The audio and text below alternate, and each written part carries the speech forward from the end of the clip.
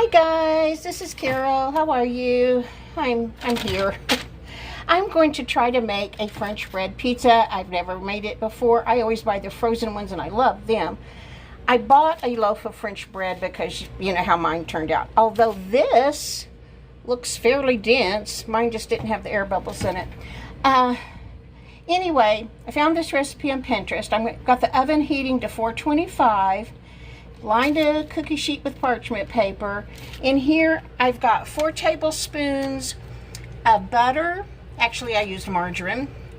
And 3/4 a teaspoon garlic powder, a 1/4 a teaspoon Italian seasoning, and a 1/2 a teaspoon dried parsley. You know, I didn't buy that dried parsley because they were out of the store brand, so I have fresh parsley. I don't know how that'll work, but we're going to try it. Anyway, I'm going to brush this on the cut side of my French bread, and then I'm going to bake it at 425 for 6 to 8 minutes.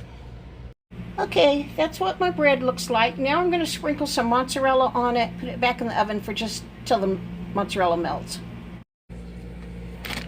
Okay, I've got pepperoni, I've got pizza blend cheese, I've got that mozzarella. I had sliced black olives, so I chopped them up a little bit, and I chopped me up a little bit of bell pepper. I'm going to put that on top and stick it back in the oven. I forgot to put the pizza sauce on. I've got Great Value, so I'm just going to put it on the top. Okay, here's mine. Taylor made hers with pineapple. We're going to taste them, and we'll let you know what we think. It was good. The homemade pizza? Yes, the homemade pizza was good with pineapple. Homemade pizza was really good. I would definitely try it. Me too. I would rather have that than the Mr. Gatti's pizza we buy. Yeah, like any pizza is that it's probably cheaper and better. Yeah. Okay, thank you, Rhett. When Rhett was about 3, maybe 2, I bought him this hat for wintertime. I loved it. And I always said, I want one just like that to keep my ears warm when I have to walk the dogs.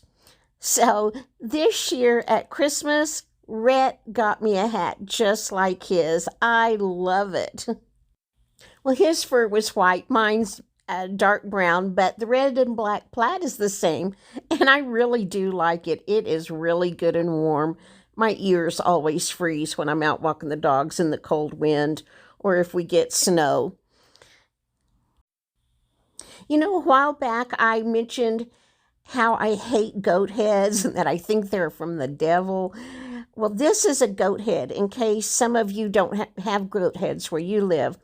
They grow on a plant that runs flat on the ground.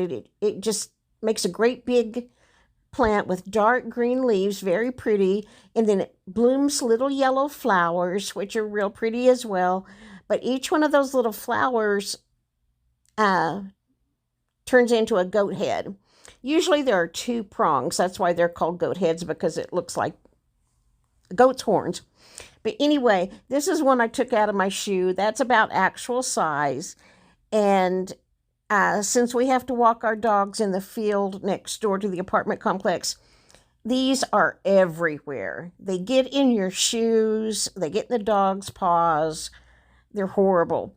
I looked up on Wikipedia just to see where they grow or whatever, in case they grow everywhere. And actually they grow in lots of places besides the desert Southwest where I live. But anyway, Wikipedia says they can actually puncture a volleyball or bicycle tires. Well, believe me, I know they can puncture bicycle tires. It's happened over and over and over. But anyway, they hurt worse than stepping on a Lego. Anyway, I thought I'd just show you a picture of one in case they don't grow where you live. That's what they look like. Horrible things. Next is a story about Andy. Andy Beagle is Casey's dog, so he's my grand dog. Casey has always brought him stuffed animal toys. He's not very big on rubber toys. He doesn't like chew bones. He doesn't like anything but a stuffed animal toy, actually. He doesn't play fetch, none of that. Well, anyway, he has tons of stuffed animals, but all his life he's chosen one to be his baby. Obviously, the others are toys. He plays with them, but he has one he chooses as his baby, and every night he has to put his baby to bed before he goes to bed.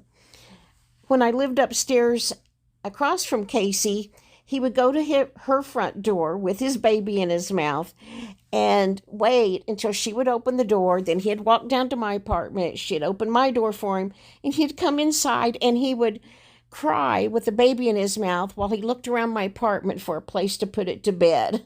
It was crazy funny. He would eventually find a place he wanted to put his baby to bed and fix him. Then he would go back to my front door. He's ready to go home. I told Casey on those days, obviously, he had had a long day with his baby and he needed Grandma to babysit for the night. Well, now that I live on the ground floor, sometimes he comes and brings his baby down here, not as often as when I lived upstairs. I don't know how many babies he's had over his 12 years, but different ones. She washes them, but, eventually they start falling apart and they just get real nasty.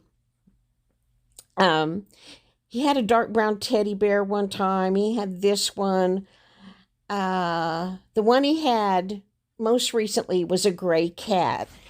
And Casey buys the different stuffed animal toys for him. He's the one that decides they're his baby. She didn't say, here's a new baby. He has to pick it out. But anyway, here's a picture of his gray cat that he chose to be the baby.